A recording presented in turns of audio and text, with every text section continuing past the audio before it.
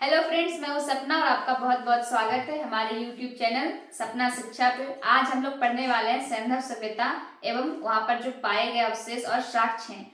तो वहां पर वहां की वस्तुएं और अवशेष जो पाए गए हैं उन सब के बारे में आज हम लोग चर्चा करेंगे। मैंने आपको पिछले वीडियो में बताया था कि सिंधु सभ्यता की उत्पत्ति कैसे हुई, या फिर उसके नामकरण पर भी चर्चा की थी, उसकी नगर नियोजन की व्यवस्थाओं पर भी बात कर ली थी।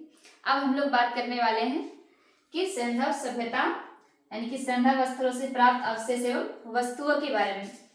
तो सबसे पहला स्थल जो हमारा हड़प्पा हो जाएगा, जिसके बारे में आपको मैंने बताया था कि यह स्थल सिंधु सभ्यता में सबसे पहला खोजा गया है 1921 में दयाराम साहनी के द्वारा।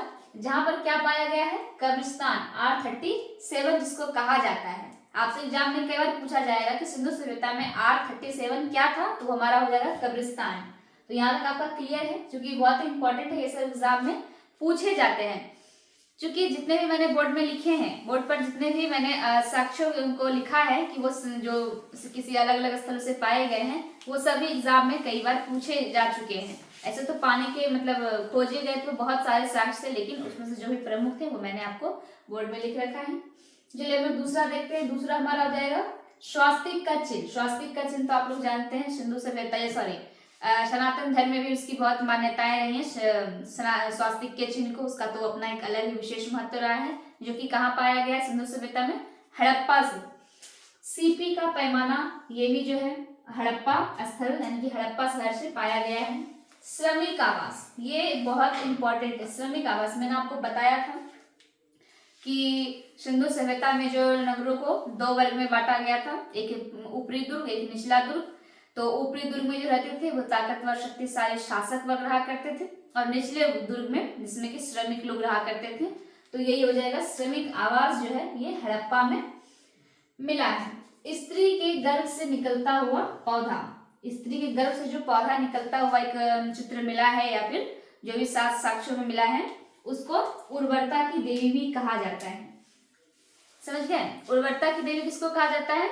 ये स्त्री के गर्भ से निकलता हुआ पौधा को। ये कई बार एग्जाम में पूछा जा चुका है। आपसे ये नहीं पूछकर सीधा यही पूछ सकता है कि उर्वरता की देवी का साक्ष्य जो है वो सिंधु सभ्यता के कौन से स्थल से पाया गया है। तो हमारा आंसर क्या हो जाएगा? हमारा आंसर हो जाएगा हड़प्पा। दूसरा स्थल की अगर बात करें तो वो हो जाएगा मोहनजोदड़ो। चूंकि ये भी बहुत ही फेमस जगह है, इस पर तो मूवी बन चुकी है, जिसमें बहुत लोगों ने मूवी देख भी ली होगी। तो चलिए हम लोग बात करते हैं। जिन्होंने मूवी देखी होगी उनको तो बहुत अच्छी तरह से समझ में आ रहा होगा। तो इनका हो जाएगा बृहत अन्नागार और स्नानागार। यहाँ पर जो है दो बड़े बड़ी इमारत पाई गई हैं, एक बृहत स्नानागार और एक बृहत अन्नागार। दूसरा कि मातृ देवी के मूर्ति पाई गई। तो मातृ देवी की मूर्ति का जो साक्ष्य मिला है वो कहाँ से मिला है? हमारा मोहनजोदड़ो से मिला है। मिट्टी के तराजू का भी साक्ष्य मोहनजोदड़ो से पाया गया है। उसके बाद पशुपतिनाथ की मूर्ति, ये चूंकि बहुत ही इंपॉर्टेंट है, इस पर मैं टिक आउट कर दूं, ये बहुत ही इंपॉर्टेंट है पशुपतिनाथ की मूर्ति। तो ये कहाँ से मिला है? हमारा जाकर मोहनजोदड़ो से। कहाँ से मिला है? मोहनजोदड़ो से। कांसे की नर्तकी की मूर्ति और सबसे बड़ी ईंटों का जो साक्ष्य मिला है वो भी मिला है मोहनजोदड़ो से। तो कांसे की नर्तकी की मूर्ति से हमें यह पता चलता है कि ये सभ्यता जो रही होगी वो मातृसत्तात्मक सभ्यता रही होगी। क्योंकि मैंने आपको पहले भी बताया था कि वहां पर जो है चित्रकारी में कहें या मूर्ति में कहें, हर जगह जो है स्त्री की मूर्ति, स्त्री की चित्रकारी मिली, जिससे पता चलता है कि इस सभ्यता में स्त्री प्रधानता रही होगी। इसीलिए इस सभ्यता को मातृसत्तात्मक सभ्यता भी कहते हैं। अगर हम तीसरे स्थल की बात करें तो हमारा हो जाएगा लोथल। तीसरा स्थल कौन सा है? लोथल। लोथल में क्या मिला है? बंदरगाह। लोथल में बंदरगाह मिला है। इसको पत्तन नगर भी कहते हैं। पत्तन नगर का मतलब जहां पर मतलब व्यापार के लिए या समुद्र से जो मतलब नजदीक रही होगी, इसके कारण इसको बंदरगाह या पत्तन नगर कहा जाता है। धान या चावल, एक ही बात हुई, धान या चावल और बाजरे का जो साक्ष्य मिला है वो भी लोथल से मिला है। आपसे कई बार आपको फंसाने के लिए धान की भूसी का साक्ष्य कहाँ से मिला ये भी पूछा जाएगा, तो आपको बताना है कि लोथल से मिला है। दूसरा कि फारस की मुहर। फारस की मुहर, चूंकि मैंने आपको बताया कि सिंधु सभ्यता एक विकसित और बड़ी सभ्यता थी, और अलग अलग देशों से इसका व्यापार भी होता था, जिसके कारण, और चूंकि लोथल एक पत्तन नगर था, यहाँ पर तो जहाज आके लगा करते थे और व्यापार का ये काफी अच्छा साधन था।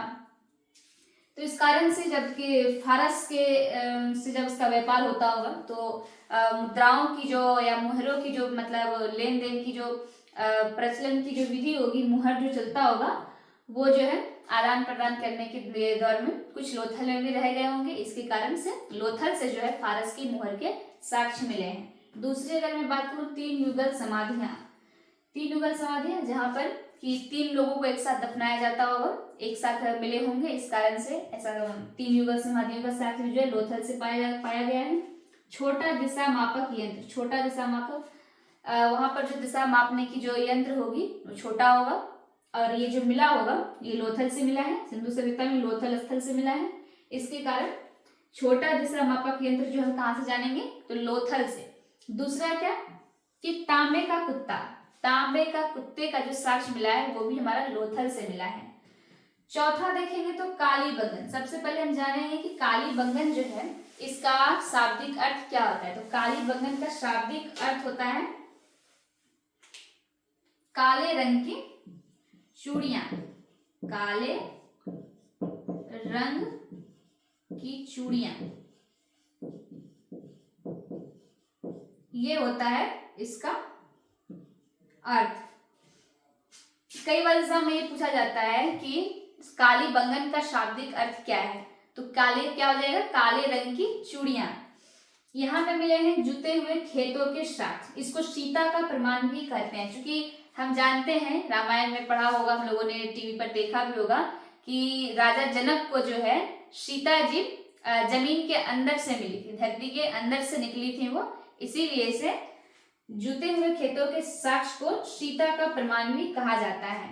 कांच व मिट्टी की चूड़ियां जो है, यानी कि काली बंगन में चूड़ियां बनाई जाती थी, और काले रंग की चूड़ियां इसका खुद शाब्दिक अर्थ होता है। तो इसीलिए से चूड़ी वाली बात जब भी आएगी तो आप जान लीजिए कि काली बंगन आपको टिक आउट करना है। क्या लिखा है, कांच और मिट्टी की जो चूड़ियां पाई गई थी वो कहाँ से मिले थे, काली बंगन से। दूसरा अग्निकुंड, हवन कुंड, जो बात हम लोग करते हैं पूजा पाठ करने के लिए अग्निकुंड का प्रयोग किया जाता है, तो ये कहाँ से मिला है, हमारा काली बंगन से। अगर 5वें की बात करें तो सुतकोड़तन, लोथल की तरह, सिंधु सभ्यता में लोथल की तरह ही ये भी एक पत्तन नगर था, जो कि ये भी गुजरात से मिला है।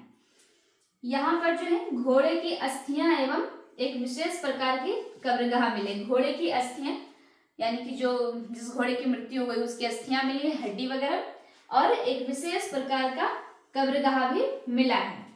अगर हम छठे की बात करें और अपने अंतिम स्थल की, तो वो हो जाएगा हमारा बनावली। ये कहाँ है, हरियाणा में। बनावली कहाँ है, हरियाणा में।